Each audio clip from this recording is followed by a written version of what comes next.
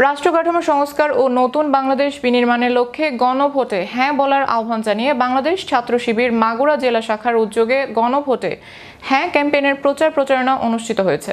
ক্যাম্পেইনটি মাগুরা সরকারি হোসেন শহীদ সোহরাওয়ার্দী কলেজের সামনে থেকে শুরু করে চৌরাঙ্গীর মোড়, নতুন বাজার, ঢাকা রোড ও ভাইনার মোড় প্রদক্ষিণ করে শেষ হয়। এ সময় গণভোটে হ্যাঁ ভোটের পক্ষে বিভিন্ন স্লোগান ও লিফলেট বিতরণ করা হয়। ক্যাম্পেইনে প্রধান অতিথি হিসেবে উপস্থিত ছিলেন বাংলাদেশ ছাত্র শিবিরের কেন্দ্রীয় ছাত্র অধিকার সম্পাদক আমিরুল ইসলাম। বিশেষ অতিথি হিসেবে উপস্থিত ছিলেন কেন্দ্রীয় বিতর্ক সম্পাদক আসাদুল ইসলাম।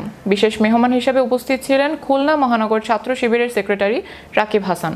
এছাড়াও উপস্থিত ছিলেন জেলা ছাত্র শিবিরের সভাপতি আশিক উদ্দিন, জেলা সেক্রেটারি জুবায়ের হোসেন সহ জেলা ও থানার বিভিন্ন পর্যায়ের নেতৃবৃন্দ। ছাত্র শিবির যেভাবে করে জুলাই আন্দোলনে অংশগ্রহণ করেছিলেন, জুলাই আন্দোলনের নেতৃত্ব দিয়েছিলেন এদেশের তরুণদের সাথে, এদেশের ছাত্র সমাজের সাথে, ঠিক তেমনি ভাবে এই রাষ্ট্রকে সংস্কারের জন্য আমরা হ্যাঁ পক্ষে ক্যাম্পেইন করে যাচ্ছি। যাদের কাছে গিয়েছি তারা বলছে যে আমাদেরকে এতটুকু অভয় দিচ্ছে যে আপনারা হ্যাঁ পক্ষে ক্যাম্পেইন করছেন, এটা নিঃসন্দেহে রাষ্ট্র পরিবর্তনের জন্য একটা মৌলিক কাজ, আমাদের দরকার ছিল করার। তো ছাত্র শিবির যেহেতু করছে, ছাত্র শিবিরকে ধন্যবাদ। আমরা যদি হ্যাঁ পক্ষে ভোট দিই তাহলে এই দেশে তত্ত্বাবধায়ক সরকার পুনঃপ্রতিষ্ঠিত হবে, ক্ষমতার ভারসাম্য রক্ষা হবে। কোন সরকার চাইলেই নিজের মন মতো করে সংবিধান পরিবর্তন করতে পারবে না, সকলের মতামত নিতে হবে।